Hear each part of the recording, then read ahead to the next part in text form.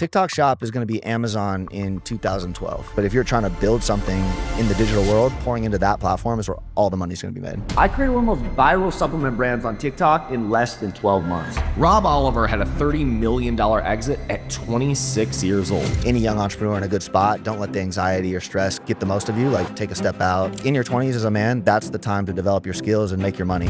Now is the time to earn your bag, as they say in the States. Digital marketing, e-commerce, and brand building can take you from 0 to $1 billion. You feel like your duty as a man is to max out on all these different areas. Yeah. The more in tune we are with just that inherent primal makeup, the more happier we're going to be. But humans don't know what they want, and so they want what others want. I think on that note, one important thing for, again, young entrepreneurs is...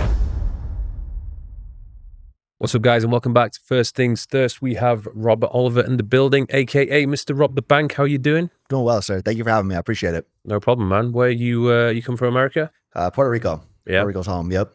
Nice. When did you move there?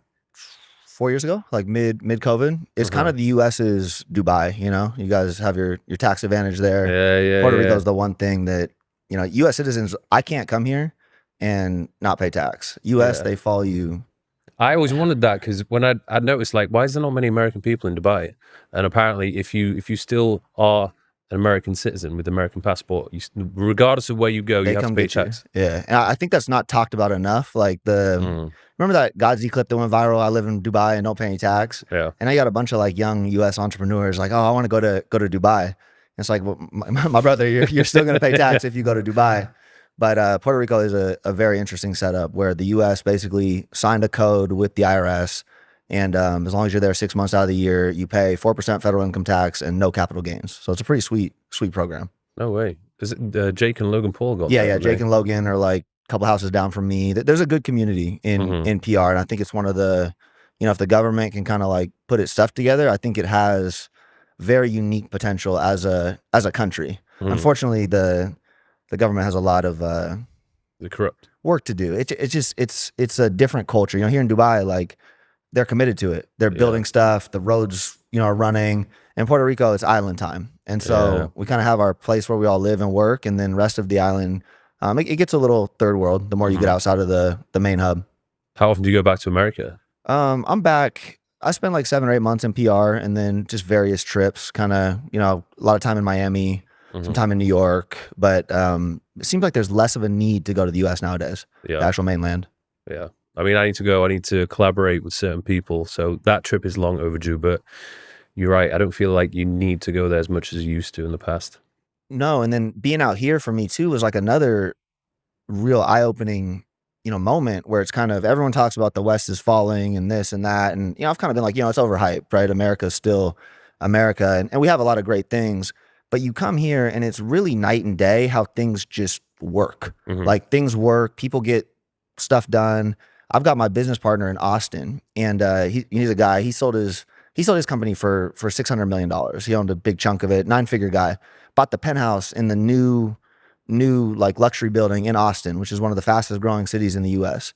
This man's hot water does not work in 2 of the showers, and on a you know $8 or $9 million luxury penthouse, brand new construction. And correct me if I'm wrong, but I feel like that would never happen here. No, but when it rains, well, when it rains, that's a. Because the thing is, it used to never rain here, and now for some weird reason, it started to rain a little bit more frequently. And when it rains hard, like things stop operating properly, as you have experienced. No, yeah, they're not ready the past for that. 24 that hours. Was crazy. But do they seed the clouds? Is that for real? They do, but from what, like, I've looked into it, and there's no way you can't get that amount of rainfall and the storms that we experienced yesterday. Like the cloud seeding doesn't create storms; it just like enhances the rainfall when there is some cloud.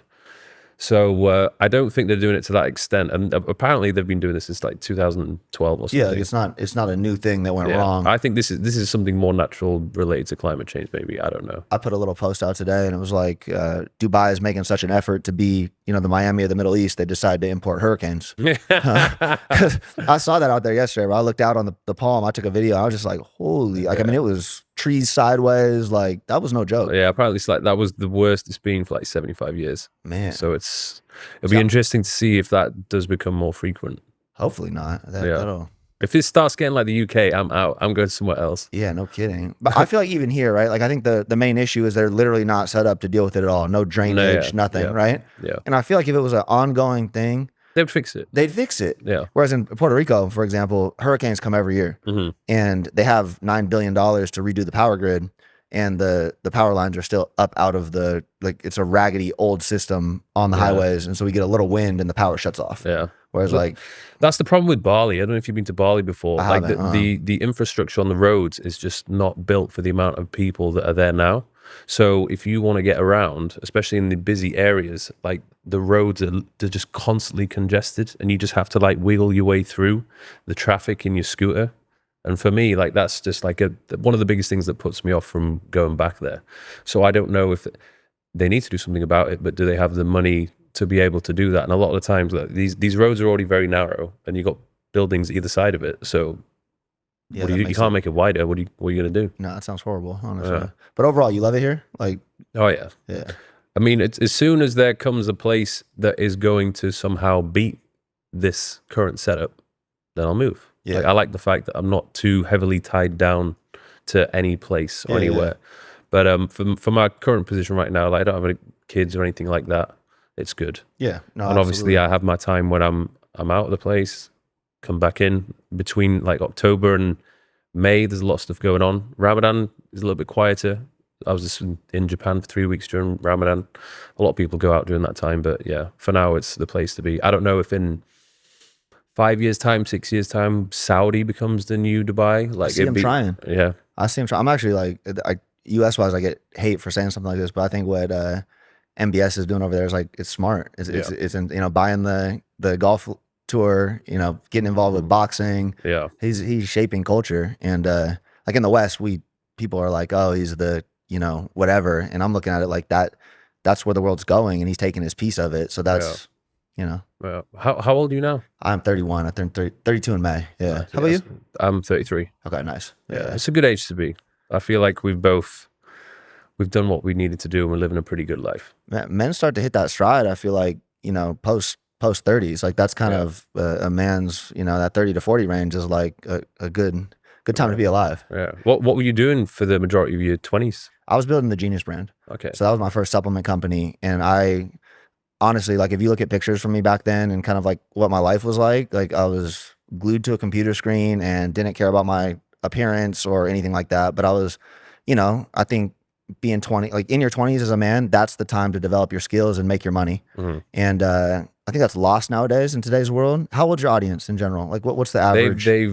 I feel like they've grown with me. Okay. So I started doing the whole YouTube thing 26, 27. Yep.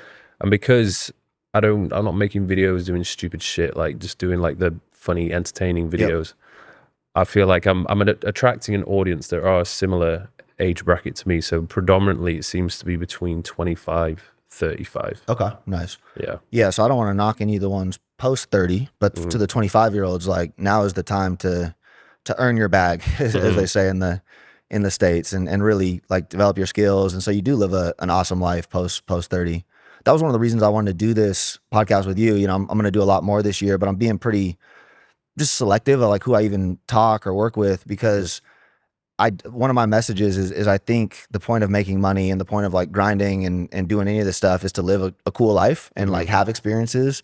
And I think you're one of the few guys, like Rob Libset's another one that, you know, you guys are you're living it, but you're having experiences, you're running your business, like you're maxing out multiple stats, you know, you're not like, how many business owners, you know, that maybe have like more money or whatever, but live lives that you would never in a million years. They have a terrible work-life balance. Most like, higher network people do. Yeah. No offense to like Hormozi, but like I watch what he does, and I like feel myself.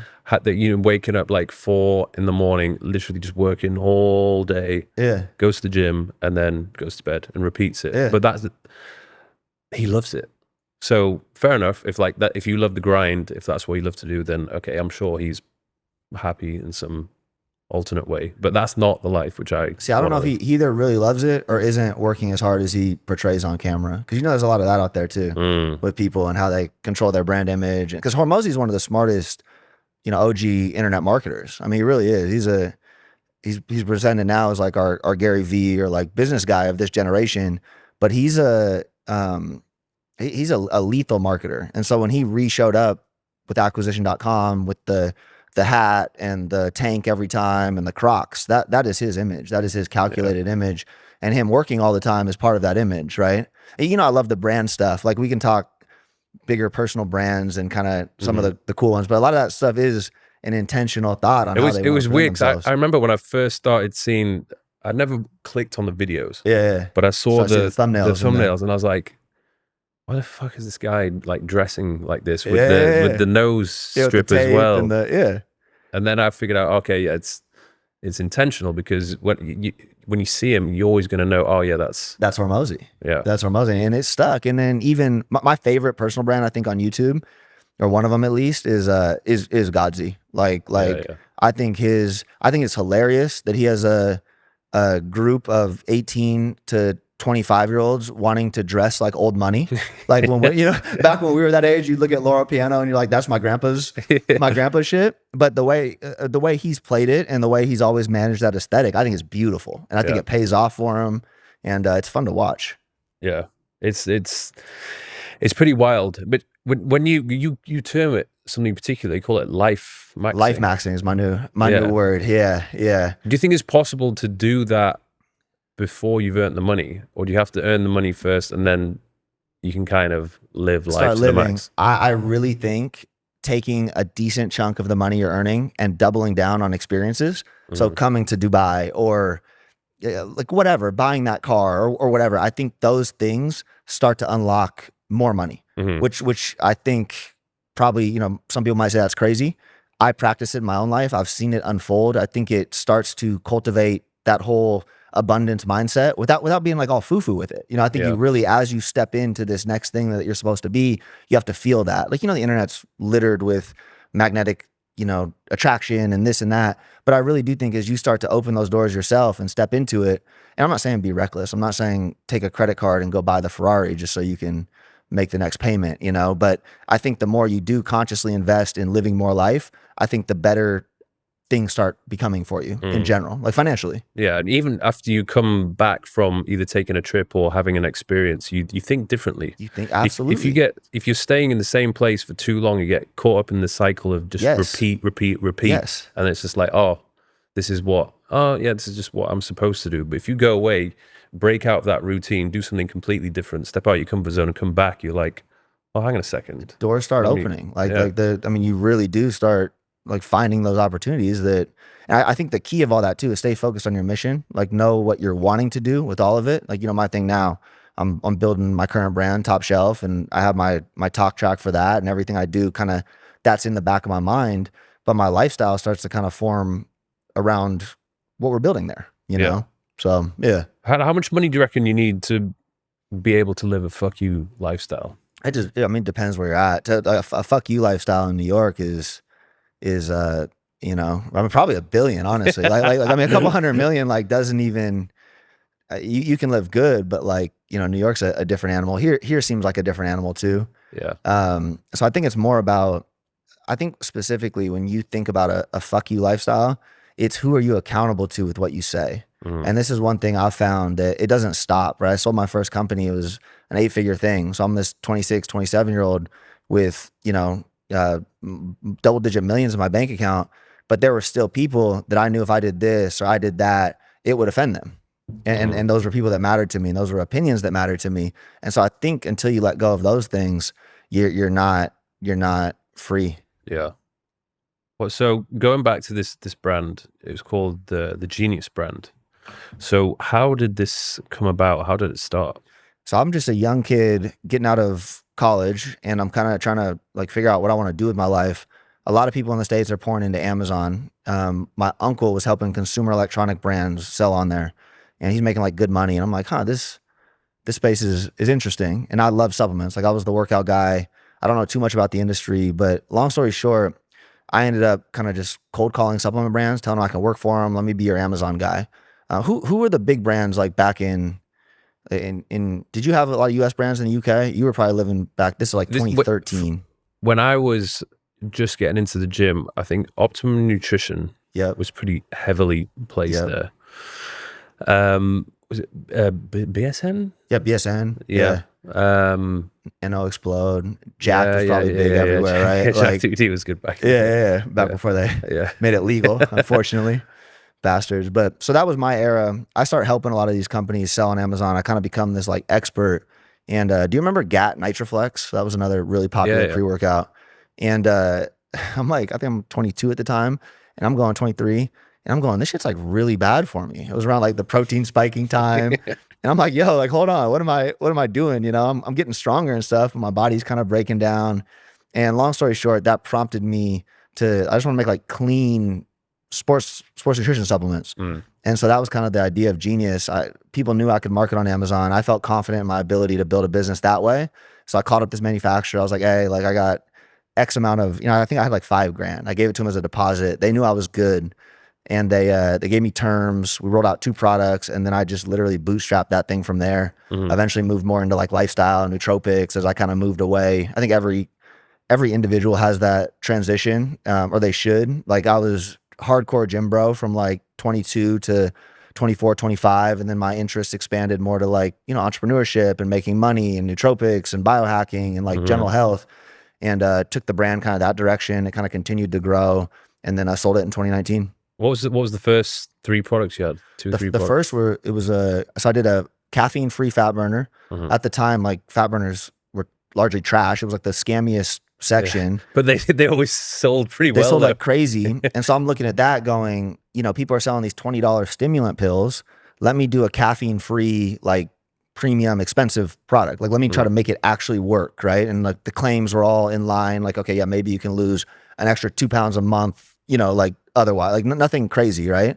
But super premium, no stimulants. So I did that. Then I did a loaded pre-workout with no caffeine. Because again, I'm like, you know, a good pre-workout formula shouldn't be based on stimulants. It shouldn't be the jacked era. Like, you know, I want to be a meth head. It should be like, what's helping workout performance? So I did those 2. And then I did a extended release caffeine and launched those 3.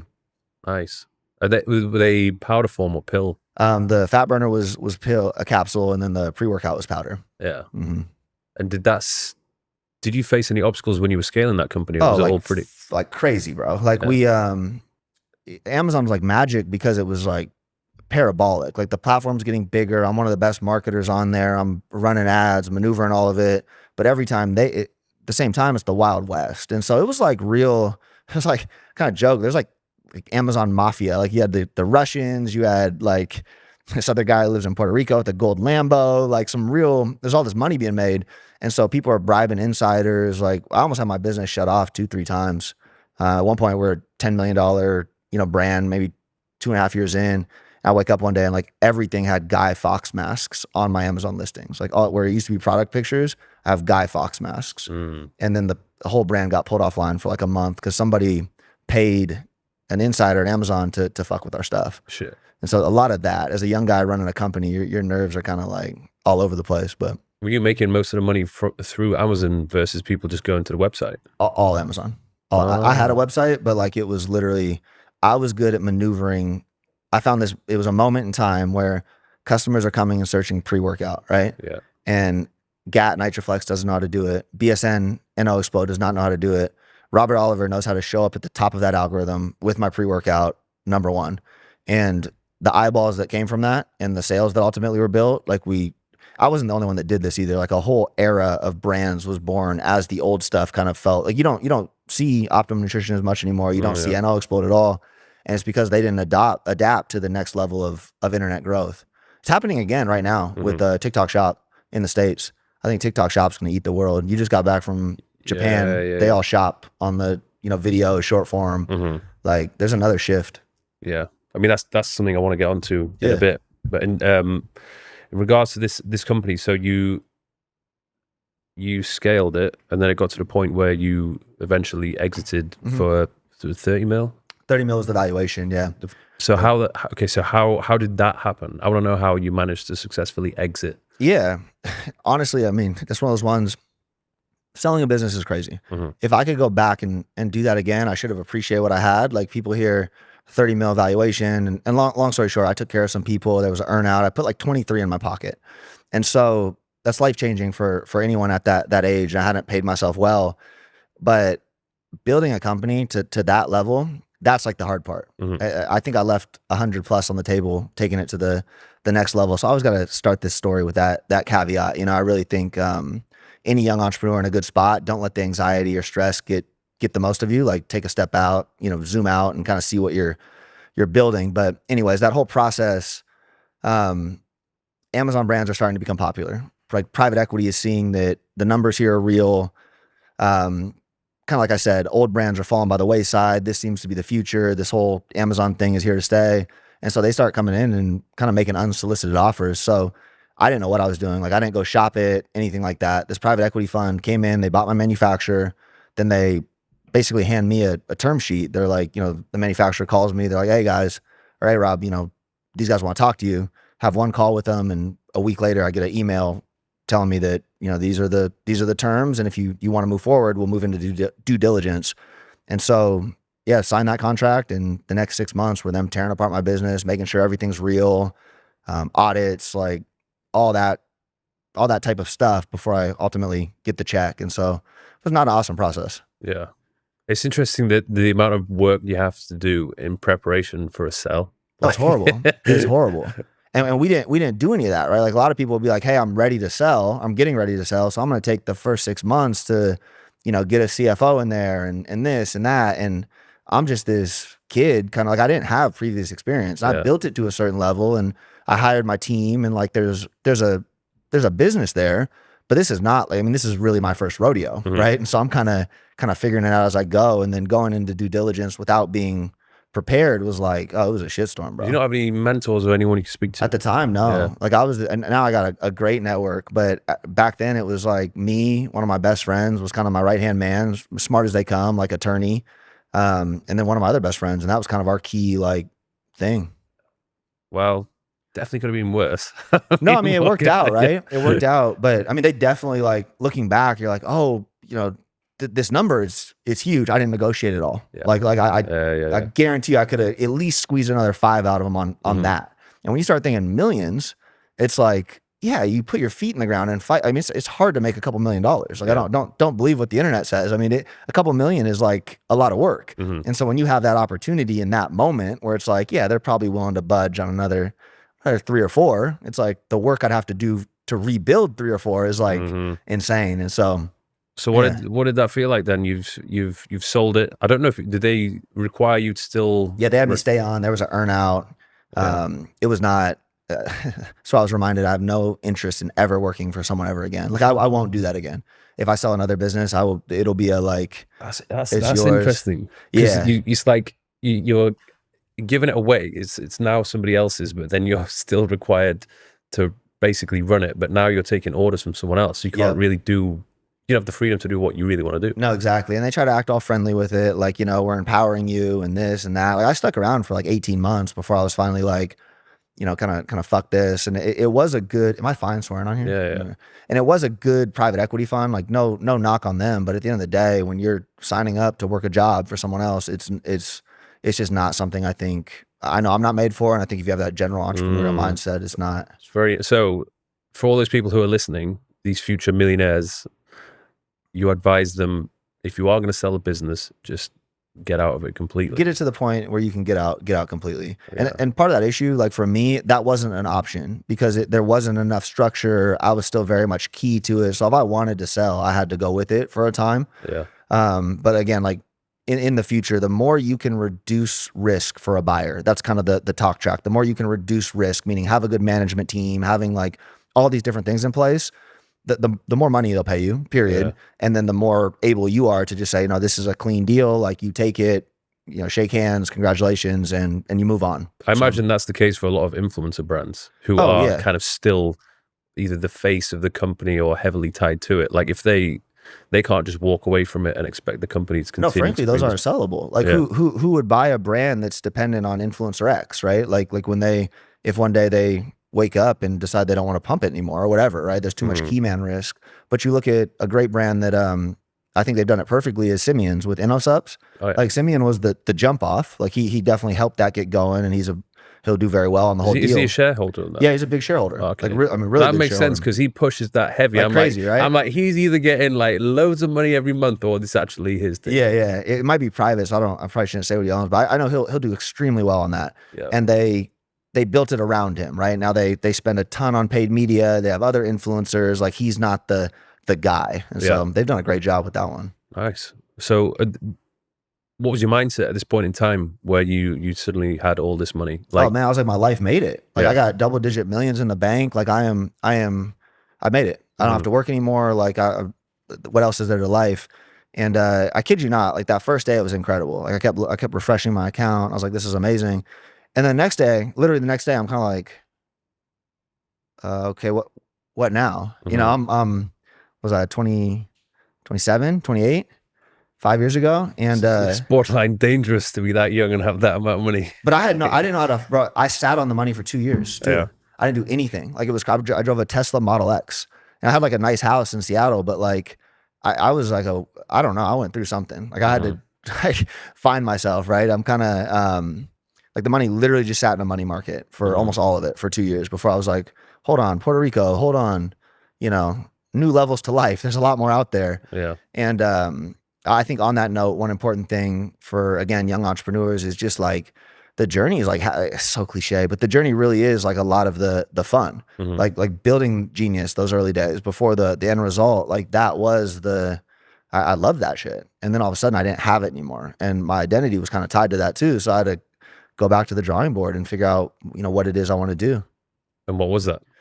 Man, eventually, after like a lot of soul searching and a move to PR, I want to make a dent on this whole culture, like from a cultural perspective. Like, I love what I think Tate was like one of the first dominoes on that, where you saw like, okay, the world's headed this way. I got daughters, like, whatever. And then all of a sudden it was like, oh no, like, you can actually influence this a little bit, and you can make more money on it, and you can experience a good life. And like, all those things just all of a sudden made that philosophy of life maxing. Like, let me go out there and max out every single stat I can personally do.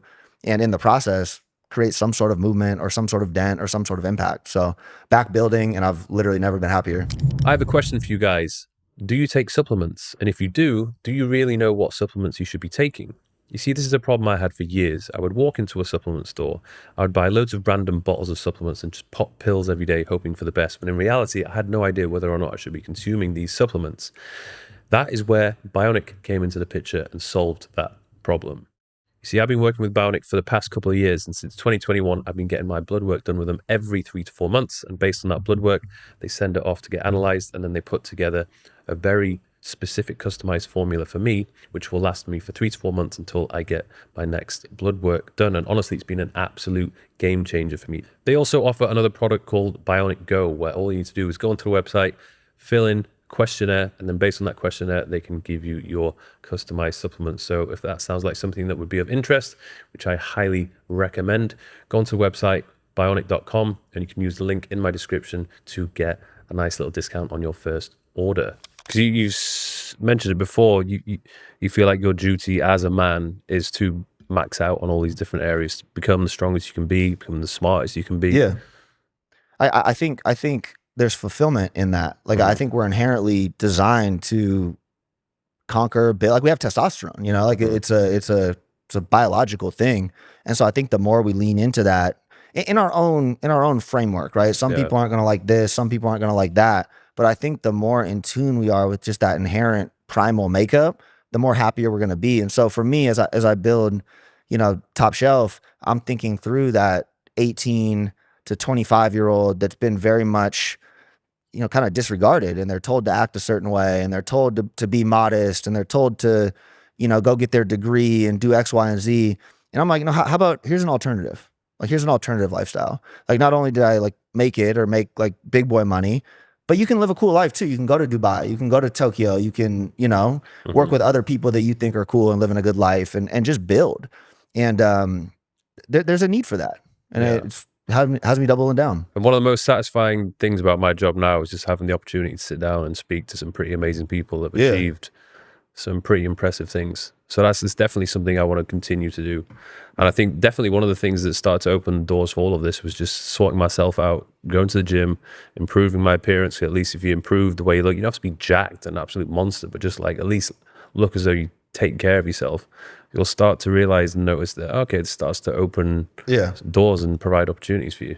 Mike, have you seen that, on that note, the taking care of yourself and how you look, have you seen, there's like a fringe movement on TikTok called Looksmaxxing? Have you seen that? No. That's kind of where the whole Lifemaxxing thing came from.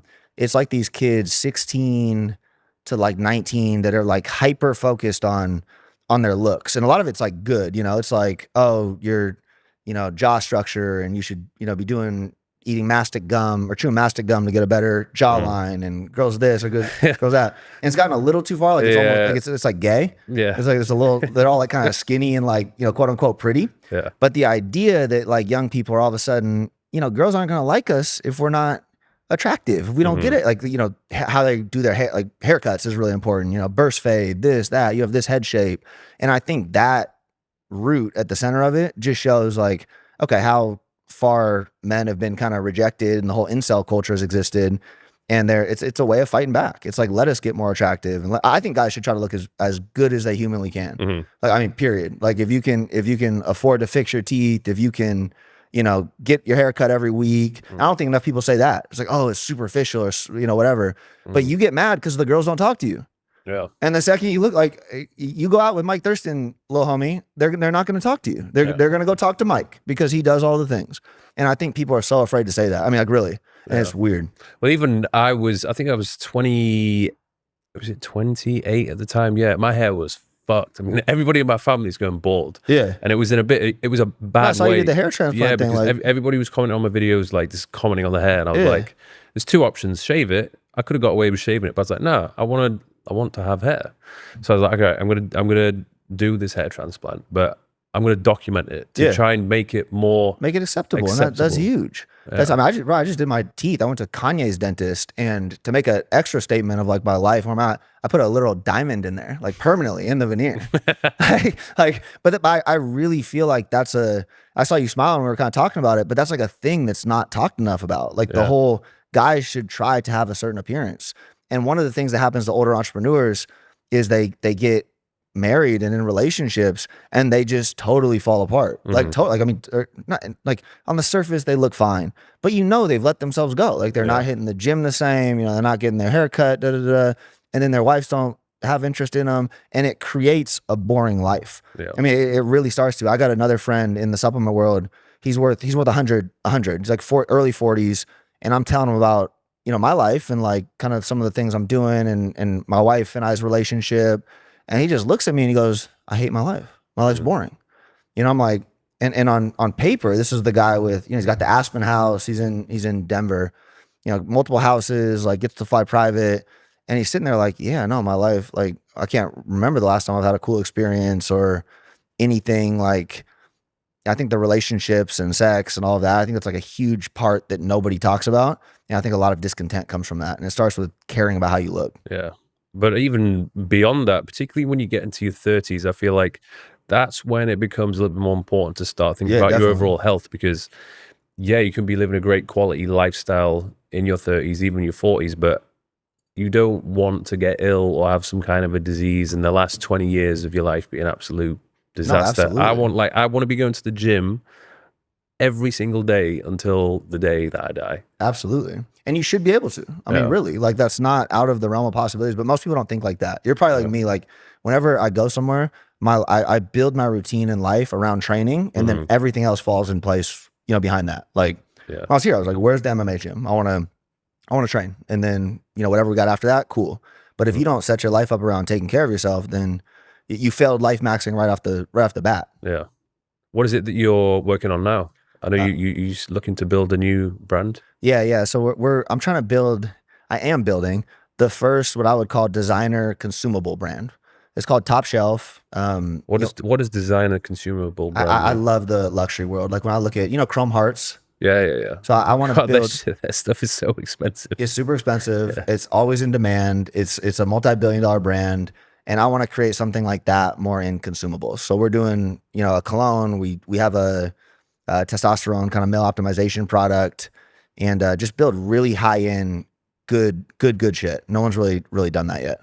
I think so. These products would be separate from one another under different like names, and it's all under that top shelf thing. But yeah, we're kind of going like flagships under that. So Kingmaker's the male optimization product. Love Bombed is the pheromone cologne. We have like a coffee hybrid called Alpha Grind, and just kind of unique, specific, solution driven, like ultra premium products. And you coming up with these ideas? Yeah, largely. Yeah, I kind of look at like what's, like the Looksmaxxing thing. Like what is this generation thinking about and looking for?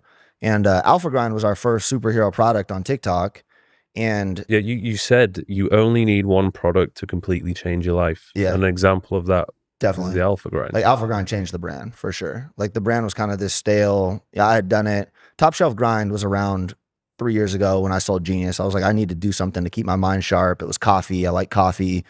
And then it all kind of changed around the Tate time. You're seeing this like influx of, for lack of a better word, you call it the red pill movement. It's all you see on TikTok. It's all you see there. I'm like, this generation needs a product. And that's kind of where Alpha Grind was born. I took that, it's coffee, but then that general supplement knowledge of like, okay, how can we, make it Tate-esque, really. Like that whole early thing was designed around his impact and his influence. Funny story there. Have you seen his supplement line he's brought out? Like the protein powder that has no flavor. It hurts me, bro. It hurts. So I talked to Tate. Really funny story. I talked to him right when he got out. We got a mutual friend. I woke up one morning. I told the friend, I was like, yo, like if he just put Alpha Grind on the table during an emergency meeting, like that is gonna sell. Like, we could create $1 billion thing. And my friend was like, yeah, no, I agree. I kind of, supplement. So I wake up in a group text with Tate, and on WhatsApp, it's the gold Bugatti. I'm like, oh, this dude's a big deal. Holy shit. I'm like, yo, what's up, Andrew? I'm sorry you're going through all this shit. Like, would love to talk business. His first immediate response is, he goes, don't worry. The side effect of all this nonsense is anything I touch turns to gold. And I'm like, okay, it's authentic. I love it. Let's roll. So talked to him a little bit. We weren't able to put a deal together just with kind of his attorneys and his team. We couldn't find something that made sense. But it was the first product. See an opportunity, find that window, that niche, and then take a swing at the bat. And Alpha Grind worked. It's interesting with Tate. I've seen him now. He claim that he's a billionaire. Now I think his brand and his name is for sure worth $1 billion. Yeah. But I don't think he's got that money like floating around. I doubt he's a liquid billionaire. Yeah. And look at like Kanye. When you have a lot of forces that don't want you to have what maybe you've had or earned or whatever, you're not gonna have it. Like period. And so I doubt he has access to $1 billion. I think if he can put this stuff behind him, and I don't know why he left Dubai. Do you know why he left Dubai? Does he just get bored? No, so this was just before Christmas and New Year's. They actually just wanted to go on holiday. So they were actually going to go to Courchevel, and they were going to celebrate New Year's in Courchevel. Yeah. And they stopped by Romania to pick up something from the house, do whatever, and then that's when they got raided. And now at the point now where obviously they can't leave Romania. Yeah. So I'm pretty sure, I think I was speaking to him, as soon as he is able to travel, no doubt he'll be probably basing himself here. And he did mention something about Hungary. I think he said he wanted to get a castle in Hungary. Anywhere where they're not going to extradite him, any non-Western place, because that kill. It just sucks. Like to see him actually spend that time in jail, and then all of a sudden it's not. But I think that overall that got a lot of people to side with him. Yeah, for sure. Because a lot of people would just see it. They're like, hang on, this doesn't make any sense. Like, how can there just be? There's no evidence of anything. How can you still keep him in these shitty conditions? The Tate thing is a real hero's journey played out live. Someone that got all the things and then still was willing to die for it. And I have nothing but respect for that. It's why on a lot of a lot of pseudo Tate movements. Oh yeah. And I just don't have a lot of respect for those because they've kind of latched on, like masculinity is masculinity. I like to fight. I'll post about it. I'll talk about whatever.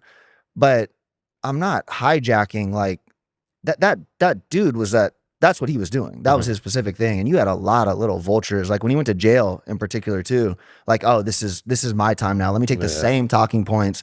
Let me go find all his tweets. Let me run his tweets on all these TikTok accounts and go viral.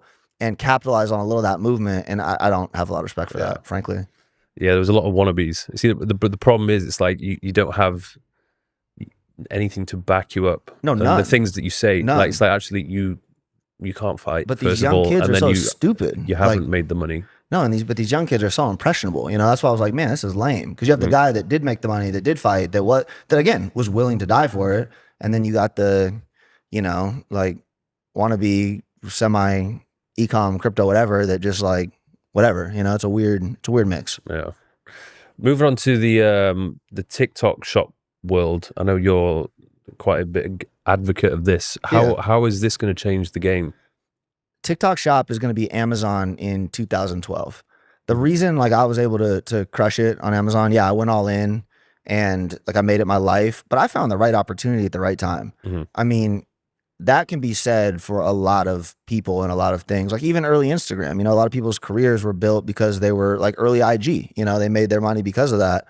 On that note, actually, too, kudos. I have shit ton of respect for people that stay on top of the game as it evolves. And so like that's one of the reasons I'm really, you've been doing this a long time and you haven't like, you know, you're still running it.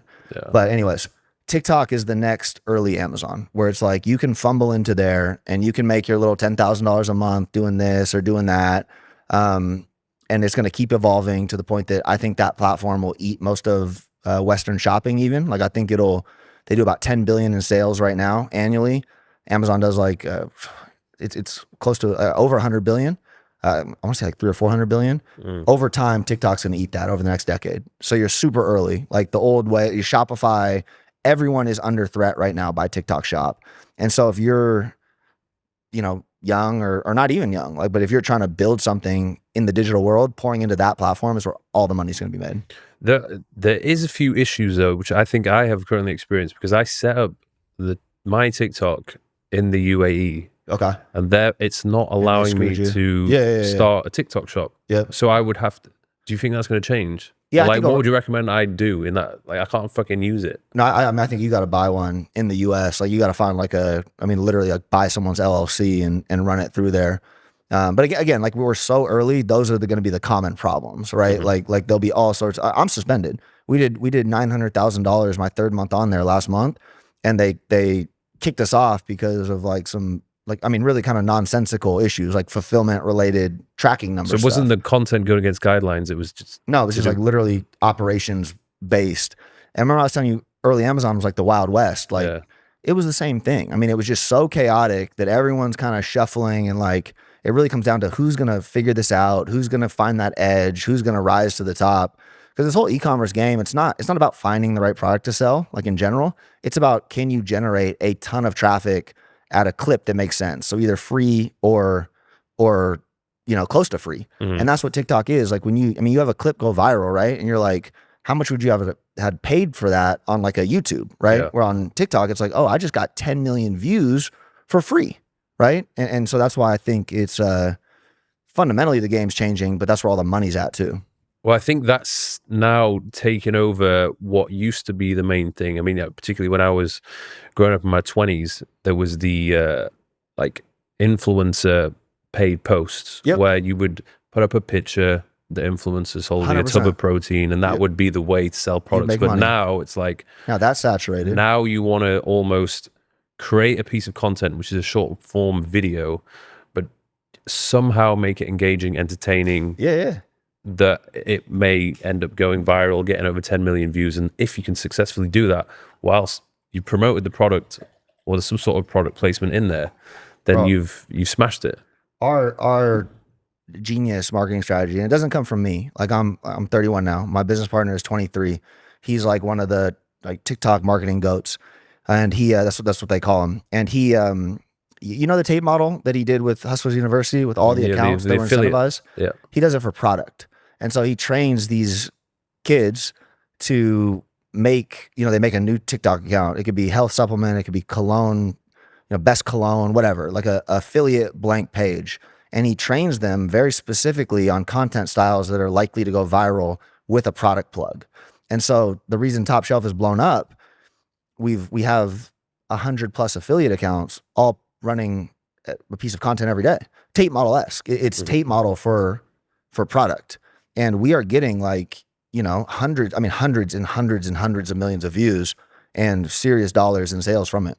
Are these people just like, give me an example of a piece of content these guys would make? It's like one that works right now is AI voices. Like it's the same. You think through the content, like similar to how we would. A clip from this that'll go viral is hook, retention. I mean, period, right? And so one that went super viral for Kingmaker is like, it's an AI voice. Men's testosterone is down 60% over the last, you know, and then it kind of runs into almost like a mini VSL on why that is and things in the water. And that's why you need the best natural testosterone supplement for And some of those videos, I mean, we've had videos that get 10+ million views on short form and do, you know, probably not 6 figures in sales from one video, but when you're scaling 50, 60, 70, 80 accounts, like you start getting some serious traction. And I know this is the future of e-commerce. It'll evolve, it'll change a little bit, but that short form discovery, that buying right there, that like the things that are going to work are going to continue to optimize for that world, if that makes sense. Yeah. But is there anything like this on, I mean, there's a Facebook marketplace. Instagram has it as well. Why do you think TikTok is going to be that much more powerful? They're hungry and China's locked in on it and all that shit I just talked about the West. I think that's real. I think Bezos is out of Amazon. I think tech culture's lost its way. Meanwhile, you got ByteDance and TikTok opening up their own fulfillment houses, their own, you know, delivery trucks. They're buying everything. It's like MBS with culture. They're coming to the US and they're buying all the Amazon talent. They're doing all this stuff. And I think long-term that wins. Like their AI is just better. They don't really play by the rules. Like they're all in your data, but the end result will be them being the go-to platform, in my opinion. What do you mean by Amazon brand arbitrage? You've said that before. Typically, so it actually ties to this. When something goes viral on TikTok, the idea starts to percolate everywhere else. So you're familiar with supplements. You remember She Legit? Like She Legit's been around since our early, you know, probably careers as a natural test booster, but it was like nobody talked about it. It probably got like 10,000 searches a month on Amazon, like just not that big of a deal. And then something catches on TikTok for whatever reason, or some idea starts to catch on TikTok, everyone starts going and searching on Amazon and Google. And so if you're trying to fast track like a way to make money online, catching those little windows, so like simply literally creating a brand and launching it on Amazon with all that traffic kind of behind you, it's like a really good way to make some money out of the jump and fast track a brand. Okay. Does that make sense? It's Yeah. You've mentioned before as well, if you want to understand influence, you need to understand mimetic desire. What do you mean by that? Yeah. I mean, mimetic desire, I think, is one of the most interesting components of this last decade. It's always been around, but humans don't know what they want. And so they want what others want. Okay. Like that, the 18-year-old in the UK who's just starting to work out, he doesn't know what shirt to wear, but he just saw Mike Thurston wear Gymshark and he loves Gymshark. And so that natural, are you a Gymshark guy? No. Okay. Yeah. Well, I respect and rate what they've done. Business, I know Ben, but I was never a Gymshark athlete. Mike Thurston, like your own brand. What am I talking about? You understand mimetic desire than anybody. And so when they see, someone they like and respect, they gravitate towards that. And so when you're building a brand, the goal is not to influence the masses directly. It's to influence the people with influence. You look at like luxury brands, Van Cleef, like Van Cleef's having a huge moment, and Van Cleef's moment, they've been around forever, but now Drake is wearing it and Future's wearing it. And then, extends to guys like Central C.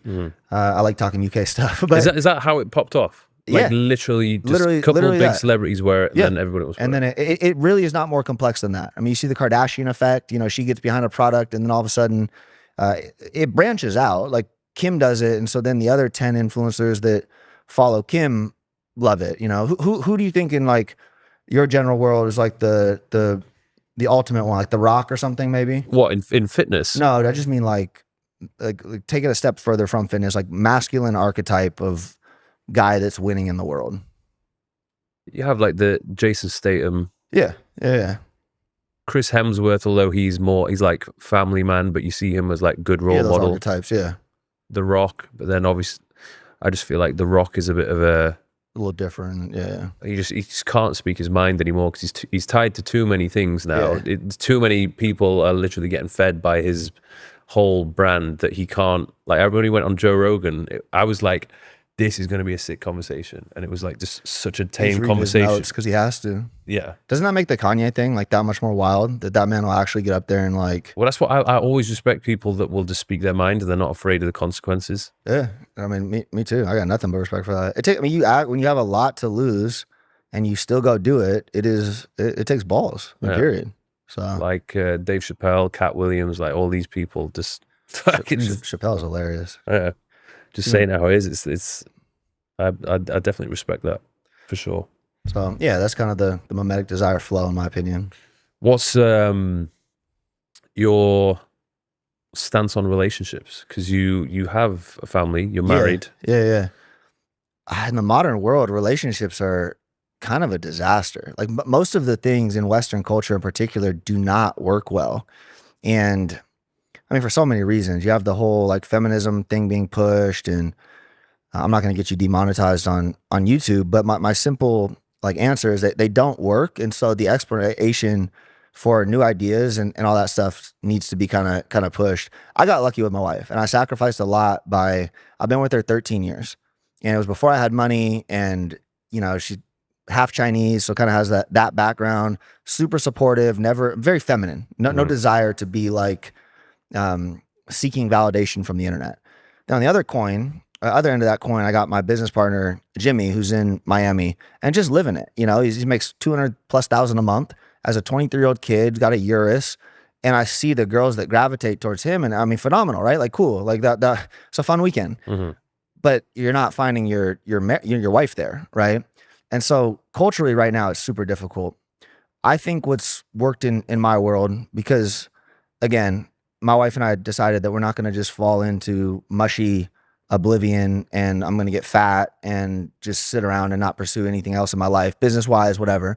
And so she kind of opened that door of like, look, like I have a really what I would consider like a perfect life, having supported you for this past decade.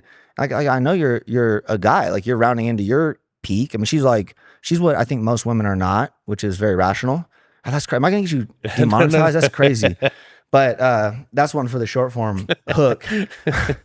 but I mean, truly, most women aren't super rational, and you know, she kind of took a step back with that. Like, look, you know, you've given us I live in a $10 million mansion in Puerto Rico on the beach. I got help for my kids. Like, you've given me a really good life. If other like female opportunities exist, like do your thing. You know, don't X, Y, and Z. You don't get pregnant or whatever, right? But she kind of had the foresight to say that's something I'm okay with. And that ties back to the whole Lifemaxxing thing too for me. It's like, it's now that I'm on the other side of that, it's actually hard to imagine a world where guys stop pursuing entirely. Like I think that right there, I'd be curious to get your take, because you're single, you probably have the literal pick of the litter wherever. And so how do you think about a long-term relationship and like the thought of shutting it down forever, committing to one person? Like that's what is pushed on us in Western culture, and practically and logically, it just doesn't seem to work. Yeah. Everyone's getting divorced. Even the people that aren't divorced, you can tell they hate each other. Yeah. So what is the answer? And since my wife and I have done this, like people are like, oh, she probably hates it. Our life has literally never been better. I swear to God, I treat her better. Like she's more into me sexually, and it's just been a good system that, I think a lot of it is firstly down to the type of person the type of woman that you're with, because there's going to be some women that they're going to be absolutely destroyed if you are doing stuff either behind their back or even if you say it into their face. Like it's just going to destroy them. And I think I've just been in a relationship, and I kind of tried the whole open relationship thing, and I was told, I was like, look, every now and then something might happen when I travel, but I'm going to keep it super respectful. Like I will be honest with you, I'm not going to do like anything on social media. I don't follow any girls. I don't like any pictures. Like you're not going to see or hear about it. Like trust me. But it would still drive her insane, and there was constant arguments on a very regular basis, where it got to the point where I was like, okay, this setup with this specific type of person is not going to work. What was she, Latina? Yeah, Brazilian.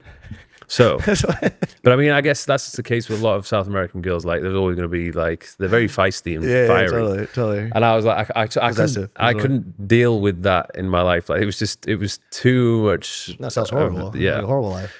And obviously, I genuinely want the best for her, and I feel as though the type of person that she wants to be with and deserves to be with, it's not me. So I was like, this isn't going to work. But see, I'd challenge that too. I really would. Like, she has that thing in her head of what she thinks she wants, but it doesn't exist. Yeah. She wants Mike Thurston that no other girl wants and only wants her. That doesn't exist. Well, this is the thing as well. Like, most women need to understand this. If you are like the top 1% guy, you have all the options. Yeah. Literally all of them. And that's what, my wife is rational, which I hate to even like boil it down to that, but like, that girl is not rational, right? And they can talk themselves into this idea or frenzy or I'll fix him or whatever. First of all, objectively, if she was to fix, like to make you what she wants, she would be inherently making you less desirable. Yeah. Like that is how she would do it. Because she was wanting me to post couples pictures on social media. So she would make you less desirable. And then eventually she would like you less. Like the whole, like there's a huge cognitive dissonance with all of it. But unfortunately it ties back to what I said earlier. It's a complicated one. And like, I'm learning about it more and more, especially the people who are, especially guys that have become very successful. Either they've been married, they've been divorced, they have kids. I love to know what it is that they have gone through. And one thing that a few of them have mentioned is that like, in life, you go through different phases. Totally. And there may be a phase where you're at the right point to start family, raise kids, and be with someone. But that phase might not necessarily last forever. And maybe in 5 years' time or 10 years' time, things are going to change. And then maybe you just are no longer in love with each other anymore. And then you just, it's a time for you to both go your separate ways. I think it's very, very difficult to find someone and be with them for the rest of your life and not to sleep with anybody else for the rest of your life. Like, I think that is... Sounds miserable.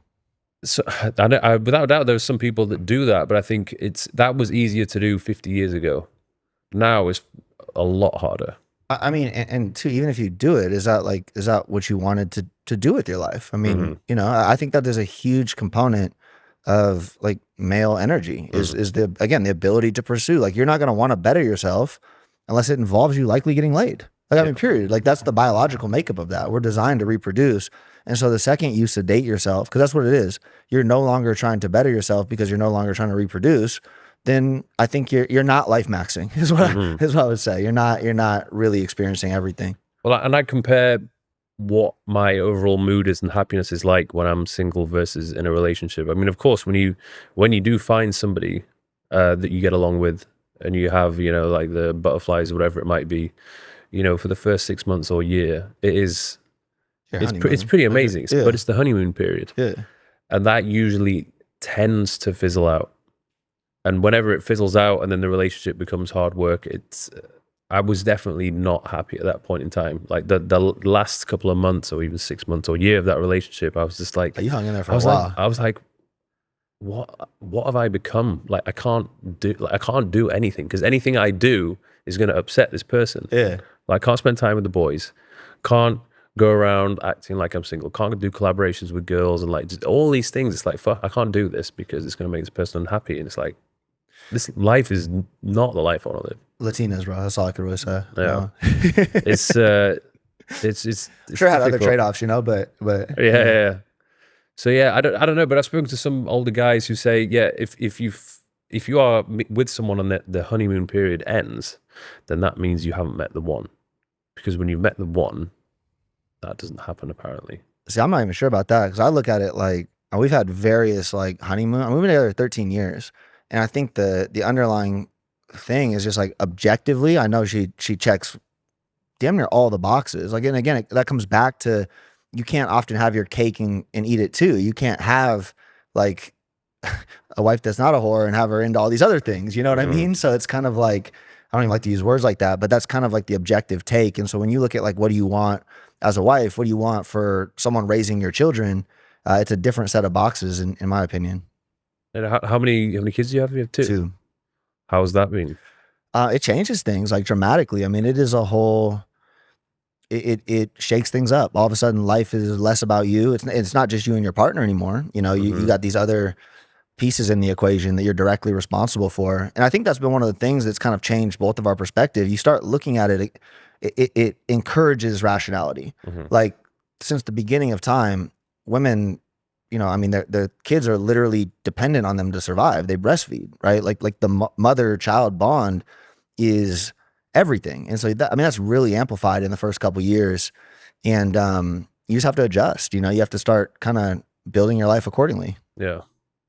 Well, I've got all of that to come. I don't know it's going to happen because it's like it's a major life experience which I want to experience. Totally. But of course, you know, I've said this before on podcasts. Choosing who that person is going to be is like it's quite a big life decision. I've read some comments and some people are like, "Oh, he's overthinking it." Like, no, you're is not it what? overthinking It's wrong for me to overthink who I'm going to have kids with. But I mean, what do you mean? There's another word. How many guys have you seen get sucked into like a really horrible relationship young and it like ruins them? Yeah. I mean, how many times have you seen that? I mean, it is to me, it is the biggest decision you'll make. So you're not overthinking it. And your kids are going to be heavily influenced by the mother. Like if you don't like the type of person that the mother is, then you're gonna have a problem because your kids are gonna end up being very similar to your mother if you're not careful. Definitely. Oh, yeah. You're thinking about it the right way. Oh, yeah. I don't envy your position because you're in that, you know, that micro 1% where you got to deal with it. You got to sort through a lot. Yeah. What's your plan for the rest of this year? Get back to Puerto Rico, lock in, really try to capitalize on this TikTok shop opportunity. I mean, I kind of see it that windows open every once in a while. Like I said, like early Amazon, I'm seeing that again.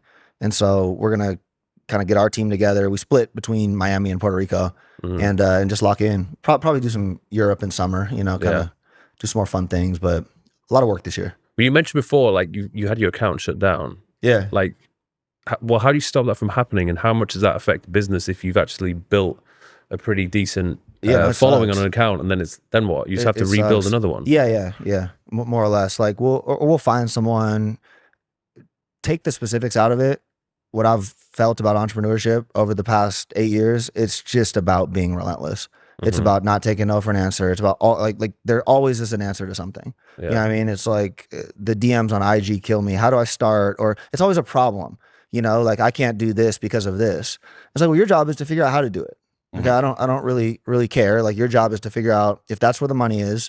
Your job is to go figure it out. I mean, even the UAE part, right? It's like, yeah, it's not allowed there, but if that's a commitment you're gonna make, I know if you say I'm gonna figure out how to get on TikTok Shop, you will figure out how to get on there, right? Yeah. And that's entrepreneurship. Yeah. So we'll figure it out. Yeah. We'll I've got Elvis here. He's in charge of the whole TikTok thing and running the account, so he will have a new job for him to do. Awesome. I appreciate you coming on, man. I've enjoyed this conversation. Where can people find you on social media? RobTheBank on IG, Robert Oliver on YouTube. I'm gonna get back going on there, and hopefully a lot of TikTok. Hopefully we start seeing some more short form clips will be popping up. We'll see. Whose podcast would be like the dream person for you to go on? Honestly, I just enjoy conversations with people I respect. I think in the business world, I'll probably do My First Million. Have you seen theirs? Yeah.